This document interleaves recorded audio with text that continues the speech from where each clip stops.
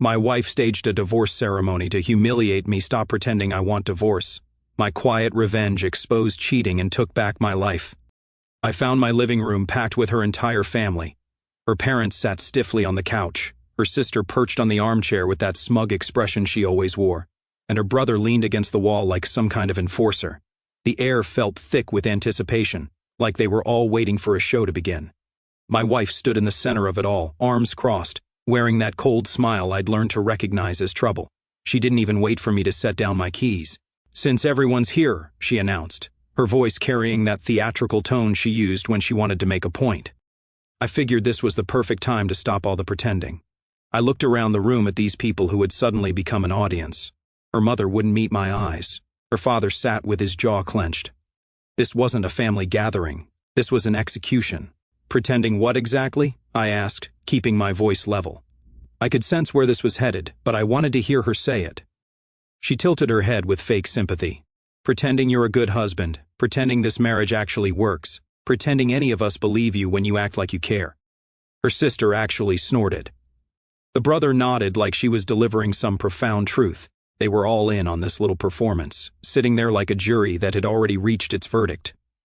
"I want a divorce," she continued, savoring each word. "And I want you to stop pretending that comes as some kind of surprise. We all know you've been going through the motions for months." The room fell silent, except for the ticking of that damn wall clock she'd insisted on buying. Everyone stared at me, waiting for the breakdown, waiting for me to beg, waiting for me to ask what I'd done wrong, how I could fix it, what I needed to change. Instead, I started laughing. Not a bitter laugh or a broken one.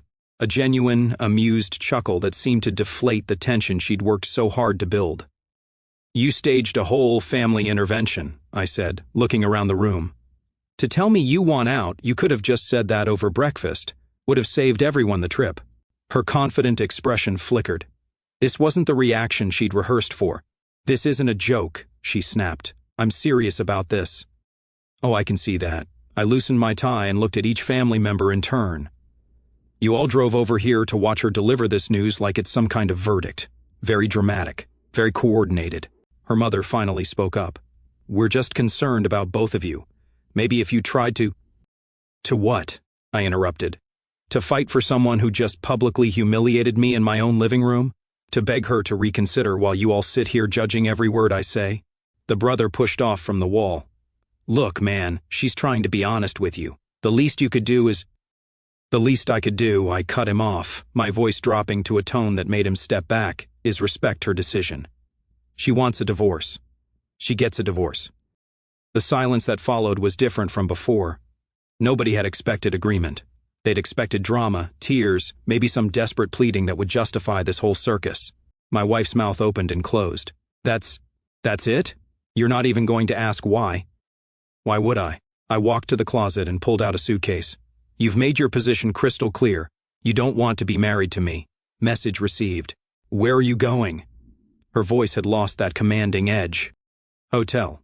I started packing systematically, ignoring the audience. "You can have the house tonight to celebrate with your support group here. I'll be back tomorrow to get more of my things." Her father cleared his throat uncomfortably. "Now, hold on. Maybe we should all—" I zipped the suitcase closed and faced the room. She called this meeting to announce the end of our marriage. Meeting accomplished. Anything else is just wasting everyone's time. I walked toward the door, then paused. "Oh, and next time you want to ambush someone, maybe don't do it in their own house. It's poor manners." The last thing I saw before closing the door was my wife's face, frozen somewhere between shock and panic. Whatever reaction she'd planned for, whatever power play she'd orchestrated, it had just backfired spectacularly. As I drove away, I realized something had fundamentally changed in me during those 10 minutes. Not something that shifted or moved or any of that emotional nonsense. Something had simply clicked into place. I was done being anyone's doormat. Done accepting disrespect disguised as honesty. Done pretending that love meant tolerating contempt. She wanted to end this marriage with an audience. Fine. But she was about to learn that I didn't need her permission to walk away with my dignity intact. And more importantly, she was about to discover that divorcing someone who refuses to fight for scraps is a completely different game than divorcing someone who begs you to stay. The hotel room was exactly what I needed, clean, quiet, and completely free of her family's judgmental stares. I sat at the small desk with my laptop open, methodically going through our financial records while my phone buzzed incessantly with calls I had no intention of answering. Her mother had called 6 times, her sister twice, even her brother tried once, probably thinking male solidarity would somehow work in their favor. Each call went straight to voicemail. Each message grew more frantic than the last. The financial picture was more interesting than I'd remembered. 3 years ago, when we'd refinanced the house, I'd insisted on keeping my business account separate. She'd complained about it then, calling it a trust issue. Turned out to be the smartest decision I'd ever made. Our joint checking account held about $12,000. The joint savings had maybe $8,000 more, but my business account, the investment portfolio I'd built, and the emergency fund she didn't even know existed, those told a very different story. I pulled up the mortgage documents next. The house was in both our names, but I'd made every payment for the last 2 years after her boutique started bleeding money. The paper trail was cleaner than I'd hoped. My phone buzzed again. This time it was her. I let it ring. Then she tried texting. "We need to talk." "This is ridiculous." I typed back, "Already talked."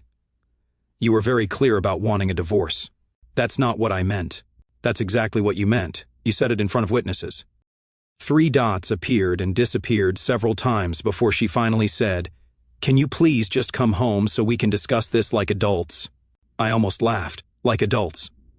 After staging that performance for her family like some kind of reality show intervention, "I'll be by tomorrow afternoon to collect more clothes. Make sure your audience isn't there." The next morning I found myself in the office of Rebecca Martinez, a divorce attorney whose reputation preceded her. She'd handled my business partner's divorce 2 years ago, and he'd warned me she didn't mess around. "Irreconcilable differences," she said, reviewing the notes I provided. "Standard no-fault divorce. But given the financial complexity and the circumstances of how this started, we'll want to be strategic about asset protection." I explained the house situation, the separate business accounts, and her failed boutique that had been hemorrhaging our joint funds for months. She put on quite a show last night, I added. Made sure her whole family was there to witness my supposed humiliation. Rebecca raised an eyebrow. Public embarrassment as grounds for the divorce announcement. Interesting tactic on her part. Usually indicates someone who thinks they hold more cards than they actually do. What do you mean?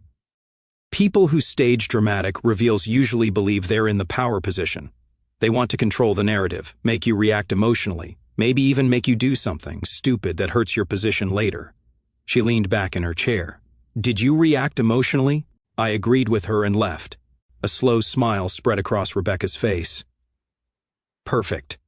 That probably wasn't the reaction she was fishing for. We spent the next hour mapping out a timeline.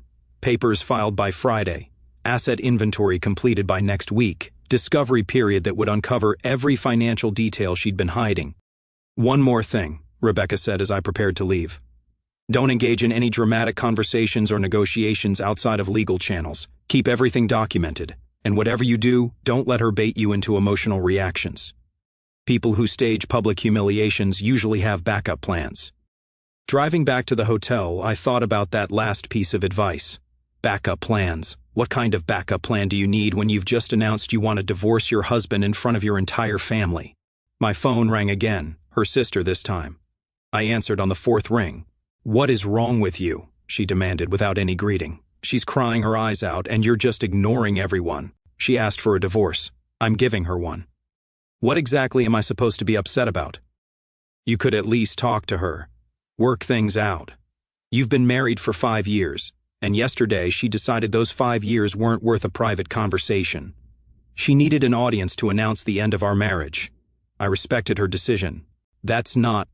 She didn't mean it like that. How did she mean it exactly? Because standing in my living room telling me to stop pretending to be a good husband while her family watches seems pretty specific. The line went quiet for a long moment. "She thought you'd fight for her," her sister finally admitted. Fight for someone who thinks so little of me that she'd humiliate me for sport? That's not fighting for someone. That's begging someone to treat you with basic human decency. But don't you love her? I pulled into the hotel parking lot and turned off the engine. Love isn't accepting disrespect. Love isn't tolerating public humiliation. And love definitely isn't chasing after someone who's already made their exit speech. After hanging up, I sat in the car for a few minutes, watching people come and go from the hotel lobby. Normal people living normal lives, probably dealing with normal problems that didn't require family, tribunals, and dramatic announcements. Tomorrow, I'd go back to the house to get my things. Tomorrow, the real divorce process would begin. But tonight, for the first time in months, I felt completely at peace with my decisions. She'd wanted to end our marriage with maximum impact and drama. What she was about to discover was that divorcing someone who refuses to play victim is an entirely different game than the one she'd planned. I arrived at the house the next afternoon to find her car in the driveway but no family vehicles in sight. Good. I wasn't interested in another performance. She opened the door before I could use my key, clearly having watched for me through the window. Her eyes were red and puffy, but I'd seen her fake tears before. This could go either way. "We need to talk," she said, blocking the doorway. "We already did that yesterday. In front of your entire family, remember?" "That's not what I meant, and you know it." She stepped aside reluctantly as I walked past her toward the bedroom. "Really?" Because it sounded pretty definitive to me. "Stop pretending you want a divorce," your exact words. I pulled out another suitcase and started packing methodically. Shirts, pants, the good watch my father had given me. "I was angry," she said finally. "I said things I didn't mean." "No, you said things you meant but didn't expect me to agree with." I folded my suits carefully. "There's a difference. Don't you think we should try to work this out? 5 years of marriage should count for something." I stopped packing and turned to face her. 5 years should have counted for a private conversation. 5 years should have counted for basic respect. Instead, you turned it into a spectacle. I thought you'd try harder." "Try harder to what? To convince you I'm worthy of staying married to me? To beg you to reconsider in front of people who clearly think I'm not good enough for you anyway?" Her face flushed. "That's not what happened." "That's exactly what happened." I resumed packing, and here's what's really interesting. "Remember when you borrowed $3,000 from our joint account last month for your boutique emergency? The one you said would solve all the cash flow problems." She went very still. "What about it?" "Funny thing about emergencies, they usually leave paper trails." I pulled out my phone and showed her a screenshot. "Especially when the emergency turns out to be a weekend trip to Vegas with your friend from work." The color drained from her face. "How did you—" Credit card statements are fascinating reading. 2 hotel rooms, spa treatments, expensive dinners, all charged to our account while you told me the boutique was about to go under. We needed to network, find investors. In a casino, at a resort spa. I closed the suitcase. But wait, there's more. I sat down on the bed and opened my laptop. "Remember how you've been complaining that I never help with the boutique finances? How I don't understand the fashion business? Well, I decided to educate myself." Her hands were shaking now. "What are you talking about?" "Your business partner, the one you're always texting about inventory decisions. Turns out he's been helping you with more than just fashion choices. Those late-night emergency, boutique meetings show up on hotel records too." She sank onto the edge of the dresser. "You hired someone to follow me." "I didn't need to hire anyone. You used our credit cards for everything. Every dinner, every hotel, every time you thought you were being clever." I showed her another screenshot. 6 months of receipts, all very romantic for business meetings. "It's not what you think. It's exactly what I think. And more importantly, it's exactly what your family would think if they saw these records." Now, she was crying for real. "They can't know about this. It would destroy my reputation, my relationship with them." Probably should have thought about that before you decided to destroy my reputation in front of them. I stood up and grabbed my suitcase. "But don't worry. Unlike you, I don't need an audience to end a relationship. What do you want? Money? I'll figure out how to pay back." "I don't want your money. I want you to understand something very clearly." I stopped at the bedroom door. "Yesterday, you thought you were humiliating me. What you actually did was free me from pretending I didn't know who you really are. Please, we can work this out.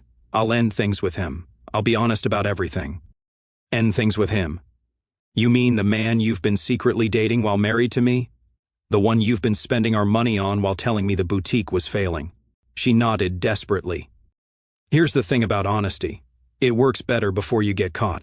I picked up the suitcase. "Your performance yesterday convinced me that divorce is exactly the right choice. Probably the first time we've agreed on something in months." As I walked through the living room, I noticed she'd cleaned up all evidence of her family's visit. The cushions were fluffed, the coffee table cleared, like it never happened. Where does this leave us? She called from behind me. I turned back one last time. It leaves you explaining to your family why the marriage you publicly declared dead is also going to be publicly expensive. It leaves you figuring out how to run a boutique without using someone else's credit cards. And it leaves you single. Which is apparently what you wanted anyway. That's not fair. Fair would have been you asking for a divorce privately like an adult. Fair would have been you being honest about your affair before staging a humiliation ceremony. But you chose drama over decency. I opened the front door. Don't worry though, I'm sure your family will be very understanding when they find out why you really wanted this divorce. Families love supporting daughters who gamble with their husband's money while cheating on them. The last thing I heard as I closed the door was her voice, much smaller now, saying, "Wait," but I was already walking away. Rebecca's office felt like a war room Thursday morning. Documents spread across the conference table, bank statements organized in neat piles, and a timeline of financial irregularities that painted a very clear picture. "This is better than Christmas," Rebecca said, reviewing the credit card statements I compiled. She documented everything herself, every hotel stay, every dinner, every spa treatment. Most cheating spouses try to hide the evidence. She paid for hers with joint funds. "Gets better," I said, sliding another folder across the table. "Her boutique's business account. She's been transferring money from our joint savings to cover losses, then using those same funds for personal expenses." Rebecca whistled low. "Marital funds used to finance an extramarital affair.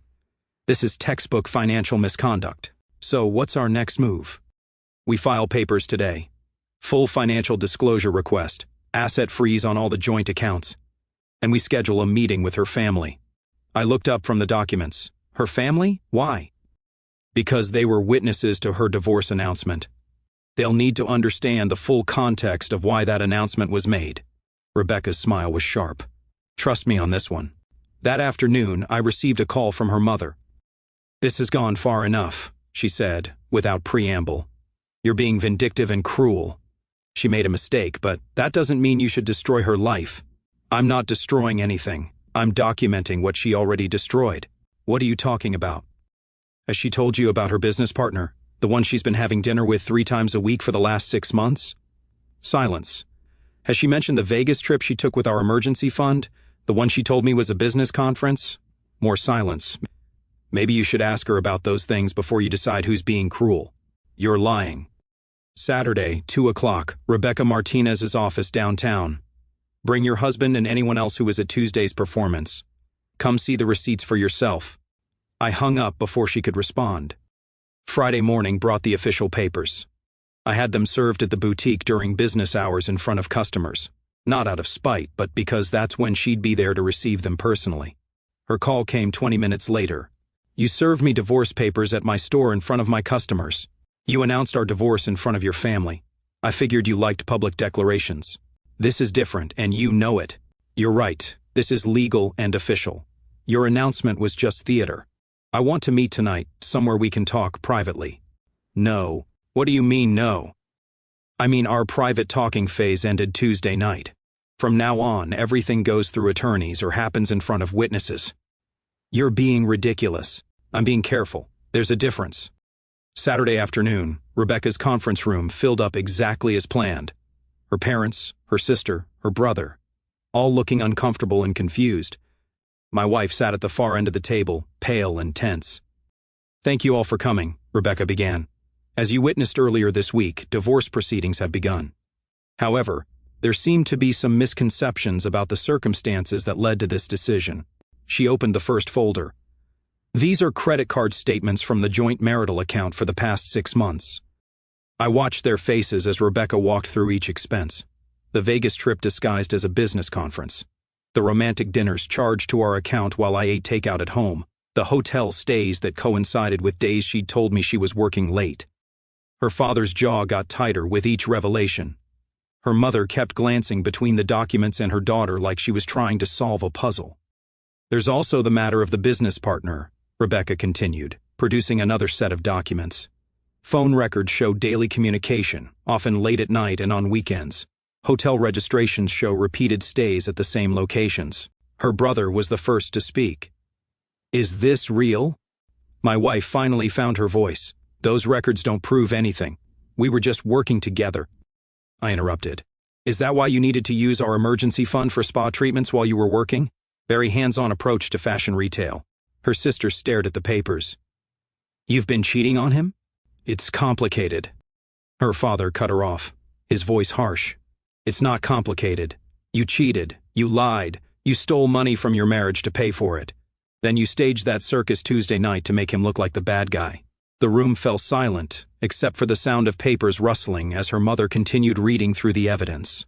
How long? Her mother asked quietly. 6 months, I answered when my wife didn't respond. Maybe longer. These records only go back to when she started getting careless with the credit card. Her father stood up abruptly. We owe you an apology. We thought she told us you were neglecting her, that you'd stop trying in the marriage. Apparently, her definition of trying harder was me not noticing her affair. Her brother shook his head in disgust. We sat there Tuesday night thinking you were being cold and unfeeling. Meanwhile, you already knew all this. I suspected. I confirmed it Wednesday morning. Her mother looked directly at her daughter. How could you put us in that position? How could you make us part of humiliating an innocent man? My wife tried to speak, but no words came out. The financial analysis is complete, Rebecca announced. Given the misuse of marital funds and the circumstances surrounding the divorce announcement, we'll be seeking full restitution for the misappropriated assets, plus legal fees. Her father turned to me. What can we do to make this right? Nothing, I said simply. This isn't your mess to clean up, it's hers. As the family filed out, her father stopped beside my chair. For what it's worth, you handled this with more class than I would have. After they left, my wife sat alone at the end of the table, staring at the pile of evidence. This will ruin everything, she whispered. No, I corrected. You already ruined everything. This just documents what you ruined. She looked up at me with desperate eyes. What do you want me to do? Nothing. There's nothing left to do. You made your choice 6 months ago when you started spending our money on another man. You made it again Tuesday when you decided to humiliate me instead of having an honest conversation. I stood to leave. The only thing left now is paperwork. Monday morning brought a surprise. She was waiting in the hotel lobby when I came down for breakfast looking like she hadn't slept in days. The confident woman who'd staged Tuesday's performance was gone, replaced by someone desperate and defeated. We need to talk, she said, standing up from the lobby chair. No, we don't. I walked past her toward the restaurant. She followed. Please, just 5 minutes. I stopped and turned around. You had 5 years to talk to me. You chose to spend the last 6 months talking to someone else instead. I made a mistake, a huge mistake. But we can fix this. The hotel lobby wasn't the place for this conversation, but I wasn't going anywhere private with her either. Fix what exactly? The affair, the lying, the stealing, or just the part where you got caught? All of it. I'll end things with him completely. I'll pay back every penny. I'll do whatever it takes. Whatever it takes. I almost laughed. What it would have taken was honesty. What it would have taken was basic respect. What it would have taken was not staging a public humiliation when you decided our marriage was over. I was scared.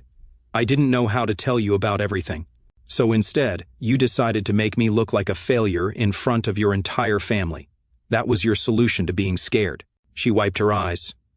I thought if I made you angry, if I pushed you away, it would be easier for both of us. Easier for you? You mean you wanted me to be the villain so you could be the victim? Unfortunately for your plan, I don't take direction. Well, your lawyer is asking for everything. The house, the boutique, even my car. My lawyer is asking for restitution for marital funds you stole to finance your affair. If that happens to be everything you own, maybe you should have thought about that before you decided to gamble with our marriage. She sat down heavily in one of the lobby chairs. My family won't even talk to me. My mother called me a disgrace. My father said I embarrassed the family name. Probably because you did. You turned them against me. I showed them receipts. They turned themselves against you when they realized what kind of person you actually are. So that's it. You're just going to destroy my entire life because I made some bad choices. I sat down across from her, leaning forward so she could see exactly how serious I was. You destroyed your own life the moment you decided cheating was easier than communication. You destroyed it further when you thought stealing was easier than honesty. You put the final nail in the coffin when you decided public humiliation was easier than private conversation. But I love you. No, you don't. People who love each other don't stage interventions to announce divorce. People who love each other don't steal money to fund affairs. People who love each other don't try to humiliate their partner in front of family. What if I can prove I've changed? What if I cut off all contact with him, close the boutique, start over completely? Then you'll be a single woman starting over completely, which is exactly what you asked for Tuesday night. She was crying harder now, but I felt nothing. No sympathy, no urge to comfort her, no desire to fix what she'd broken. "This isn't who you are," she said desperately. "You're not this cold. You're not this calculating." "You're right. The man you were married to wasn't cold or calculating. He was trusting and accommodating and willing to overlook red flags because he believed in his marriage." I stood up. "That man died Tuesday night when you decided to kill him in front of an audience. Please don't do this. I'll sign a prenup for the next marriage. I'll agree to counseling. I'll do anything." "The next marriage?" I looked down at her with genuine curiosity. "You think there's going to be a next marriage between us?" I thought, maybe if I proved I could change. "The only thing you've proved is that when caught, you'll promise anything to avoid consequences. That's not change, that's panic." Her phone buzzed. She glanced at it automatically, then looked stricken. "Let me guess," I said. "Your business partner wondering why you haven't returned his calls." She didn't answer, but her expression told me everything. See, that's the problem with affairs. They don't just pause because you got caught. He's probably wondering why his girlfriend suddenly went quiet. Meanwhile, you're here trying to convince your husband to take you back. It's over with him. Completely over. Maybe it is, maybe it isn't. But here's what I know for certain. It's over with us. Completely over.